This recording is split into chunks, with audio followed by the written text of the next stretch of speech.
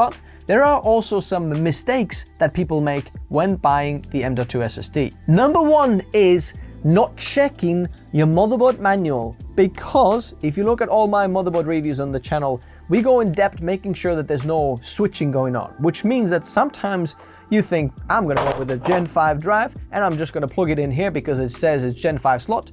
But what you don't know is you're actually gonna lose some other bandwidth something else, because these days the Gen 5 drives or Gen 5 slots on the motherboard share bandwidth with something else like your GPU slot. So you might be losing bandwidth somewhere else just because you want to go with a higher end Gen 5 drive.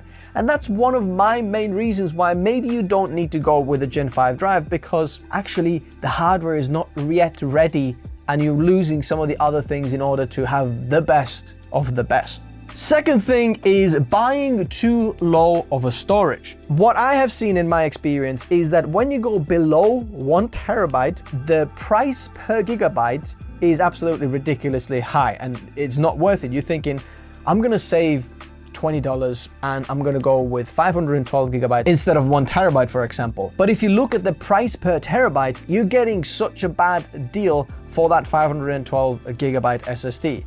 And it gets even worse when going 256 or 128 gigabyte drives. The deal gets worse and worse.